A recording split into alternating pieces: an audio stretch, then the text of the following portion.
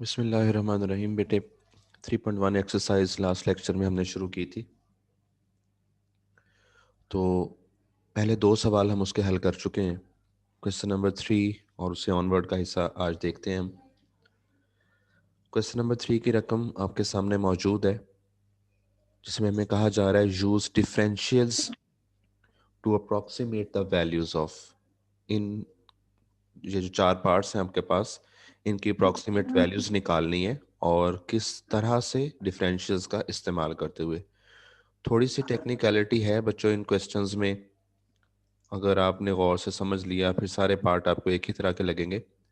अभी हम इसके फर्स्ट पार्ट पे फोकस करते हैं, जिसकी रकम क्या है, 17 का 4th रूट है ये। तो यहाँ से बच्चों आपने इसे यूं याद रखना है, अपने माइक्स म्यूट रखिए, गौर से मेरी बात सुनिए।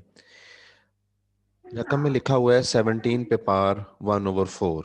मैंने इसे जैसे ही लेट किया है y के इक्वल, तो अब मैंने इसमें x इंट्रोड्यूस करवा दिया। लेकिन आपको एक चीज में फर्क नजर आ रहा होगा कि मैंने 17 की जगह पे x लिखा है, जबकि साथ में x को वैल्यू जो है वो 16 दे रहा हूं। ठीक है, 1 मिनट जरा होल्ड कीजिएगा।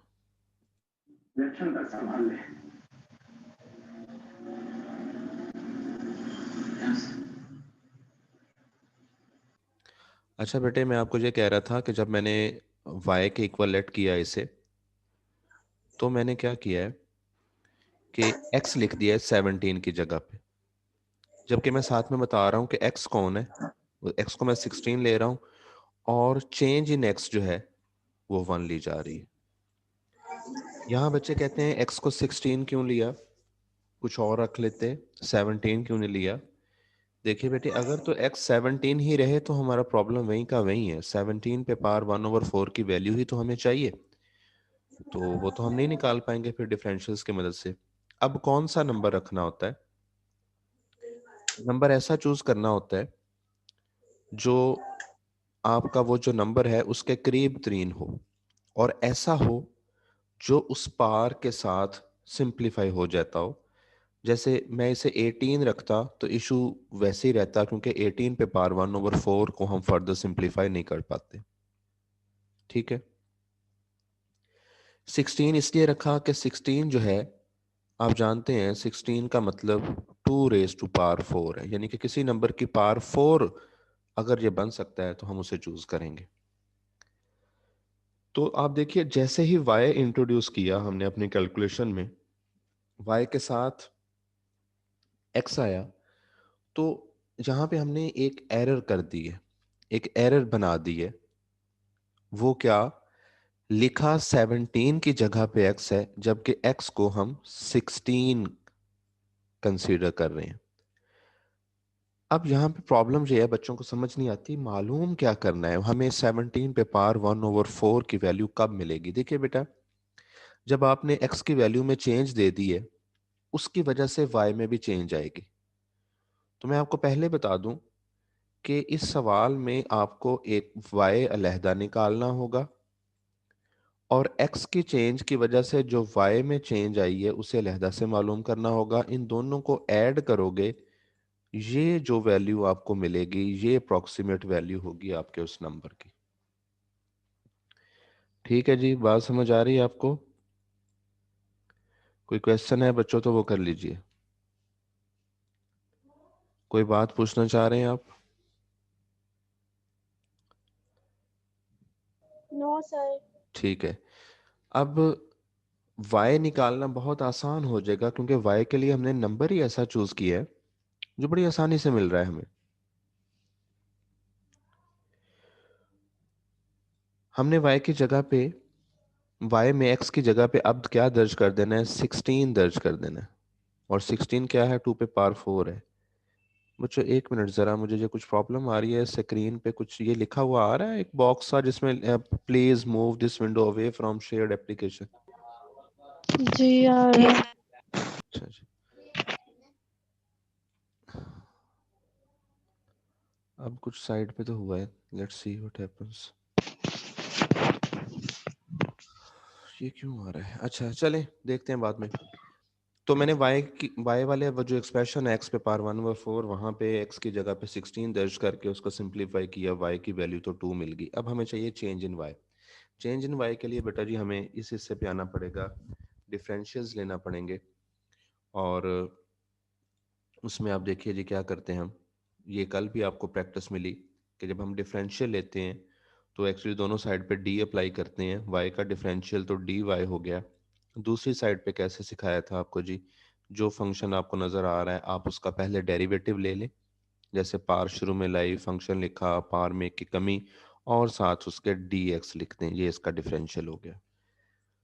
ये हमने dy निकालने के लिए ये काम किया है। अब यहाँ पे क्या कीजिए, आप अपनी कैलकुलेशंस पे फोकस करें। मेन काम हो गया, डिफरेंशियल आपने ले लिया है, तो x की जगह पे आप वापस वही 16, और बच्चों जो वैल्यू डेल्टा x की होती है आपको पता है वही dx की होती है, उसकी जगह पे 1 लिखें, तो यूं चेंज इन y भी आपको मिल गया। और चेंज इन y कितना मिला है जी आपको? 1/32। आप इसे पॉइंट्स में भी लिख सकते हैं। ये इस हिस्से की बात कर रहा हूँ। यहाँ तक सिंप्लीफिकेशन आसानी से आपको समझ आ गई होंगी। ये बात मैंने आपको पहले लिख के दी थी कि जो 17 पे फोर्थ रूट है ये तकरीबन बराबर होगा y प्लस डी वाई के, क्योंकि हमारी कैलकुलेशन के स्टाइल में हमने y इंट्रोड्यूस करवाते वक्त ही x में एक चेंज दे ली थी, x में एक एरर कर ली थी, इसलिए हमें y और चेंज इन y दोनों लहदा से निकाल के उन्हें जमा करना पड़ेगा। अब पहले हमने जो y की वैल्यू निकाली है वो 2 है और चेंज इन y 1/32 है। इनको सॉल्व कीजिए, ये जो नंबर है ये 17 पे पावर 1/4 के तकरीबन बराबर है और यही हमारा जवाब है। तो यूं हमने डिफरेंशियल का टॉपिक इस्तेमाल करते हुए इस नंबर की अप्रॉक्सीमेट वैल्यू मालूम कर ली। ठीक है जी, सवाल में कोई प्रॉब्लम? No sir. बेटा साहब बच्चे देख लें, कोई प्रॉब्लम तो नहीं है?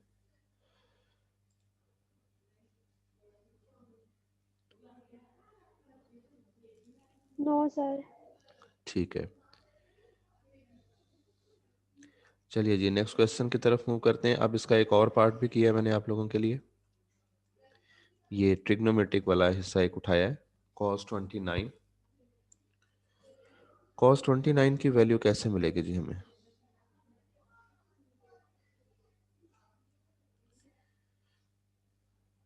जी बच्चों, थोड़ा सा मैं सेटिंग की तरफ देख रहा था इसलिए मैं स्लो स्लो बोल रहा हूँ, ये एक बॉक्स थोड़ा सा डिस्टर्ब कर रहा है मुझे।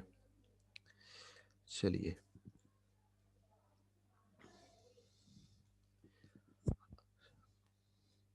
स्टार्ट हमने यूं लिया था कि जैसे ही हम इसे वायलेट करते हैं इस साइड पे वो नंबर रहने नहीं देते जिसकी हमने वैल्यू निकालनी होती है, हम एक्स इंट्रोड्यूस करवा देते हैं, लेकिन साथ ही हमें बताना होता है कि एक्स कौन है।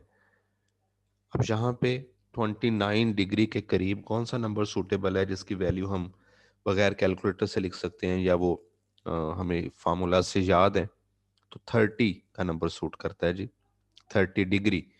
लेकिन अब हम एक्स की इस वैल्यू से आगे चले गए, हमने जो नंबर लिया है वो उससे आगे से लिया, जैसे पिछले केस में 17 था तो हमने 16 लिया था और चेंज हमारी प्लस की थी। तो अब जो डेल्टा एक्स है, चेंज इन एक्स है, दैट इज -1 डिग्री, और 1 डिग्री की वैल्यू से भी आप लोग वाकिफ हैं, 0.01745। तो ये चेंज नेगेटिव भी हो सकती है, इसमें कोई परेशानी वाली बात नहीं होनी चाहिए। ठीक है जी, इतने काम के बाद अब आपको अंदाजा है कि हमें क्या कुछ लेना होता है। हमें y भी निकालना है, चेंज इन y भी निकालना है, इनको ऐड करना है। ठीक है, y के लिए हम x में वही जो नंबर हमने चूज किया है 30 वो लिखेंगे, और cos 30 की वैल्यू आसानी से लिख सकते हैं 0.8660।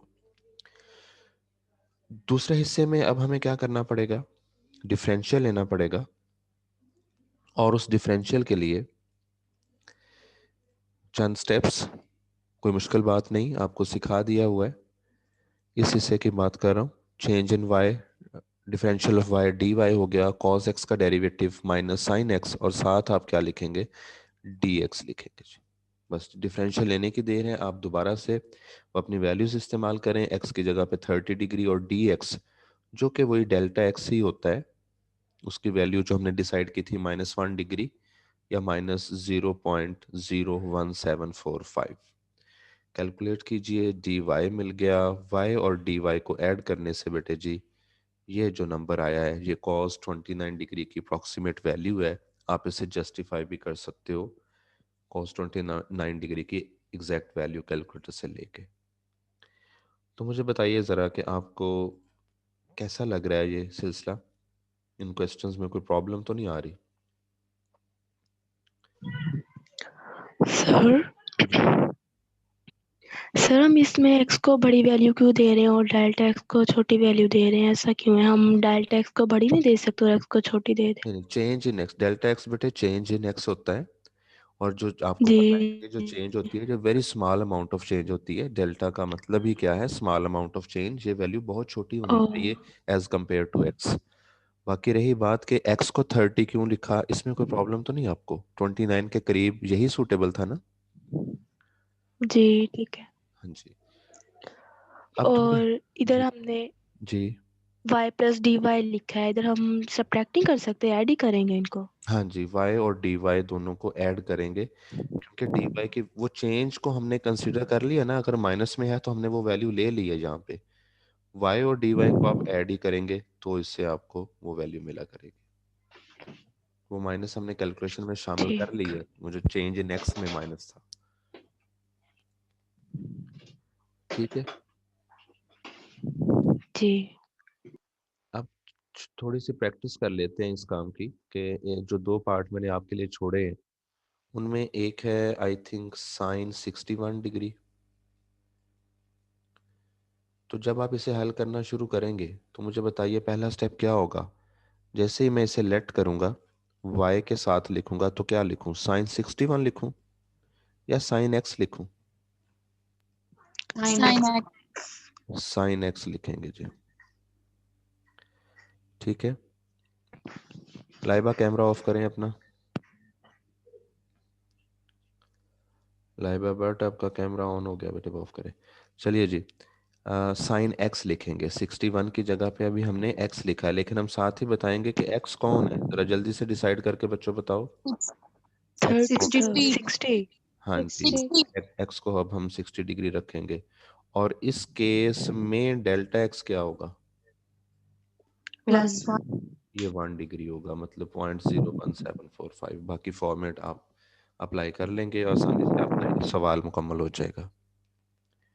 ठीक है। जी ठीक हो गया, हाँ जी। क्वेश्चन नंबर 4 की तरफ मूव कर रहा हूँ अब मैं जी। रकम को इसकी पढ़ते हैं, पहले थोड़ा समझ लेते हैं, फिर इसके सोल्यूशन की तरफ मूव करेंगे। Find the approximate increase in the volume of a cube if the length of its each edge changes from 5 to 5.02। ये क्वेश्चन किसी और तरीके से भी हल हो सकता है अगर हम इस डिफरेंशियल के टॉपिक से निकलें बाहर, लेकिन वो सिर्फ समझने के लिए आपको बताने लगा हूँ कि एक्चुअली हो क्या रहा है। देखिए जी बेटे, यहाँ पे वो ये चाहता है कि हमारे पास कोई क्यूब है। अब क्यूब यहाँ पे एग्जैक्टली मेरे से माउस से तो नहीं सही बनेगा, कोशिश करता हूँ। तो क्यूब के हर साइड की लेंथ पहले 5 है जी, ये भी 5 है, ये भी 5 है, ये भी 5 है। लेंथ विड्थ हाइट बराबर होती हैं क्यूब की। इस क्यूब का वॉल्यूम जाहिर बात है 5 रेज़ टू पावर 3 होगा, 5 इंटू 5 इंटू 5। अगर कहता है कि इसके साइड में चेंज आ गई है, साइड इसकी जो है वो बढ़ गई है, कितनी, 5 की बजाय कितनी हो गई है, 5.02। मतलब लेंथ में उसमें थोड़ा सा इजाफा हो गया है। तो हमें मालूम क्या करके देना है इस सवाल में, इंक्रीज इन वॉल्यूम।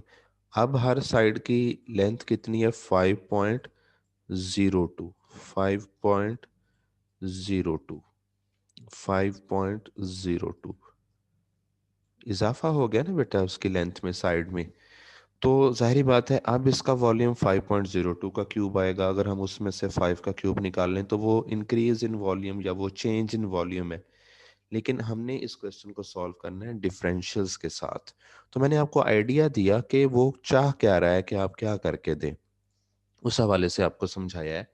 तो आपको रकम की समझ आ गई होगी। अब मैं आपको तरीकाकार समझाता हूँ कि ये हमने अटेम्प्ट कैसे करना है क्वेश्चन। जी, रकम में ऐसा कुछ वाजे नहीं था कौन क्या है, सिर्फ इतना बताया गया कि जी वॉल्यूम के सॉरी जो क्यूब के वॉल्यूम है उसमें अप्रॉक्सीमेट जो इंक्रीज है वो मालूम कीजिए, जबकि उसकी लेंथ है हर साइड की जो वो 5 से बढ़ के 5 से चेंज होके 5.02 हो गई है।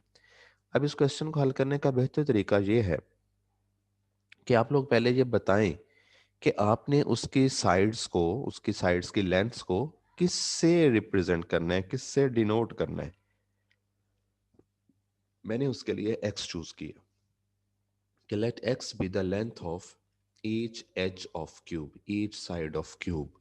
वॉल्यूम ऑफ क्यूब निकालने के फार्मूले से आप सब वाकिफ हैं, length into width into height और डेप्थ, यानी कि लंबाई ज़रब चौड़ाई ज़रब ऊंचाई, तो वो एक्स क्यूब हो गया।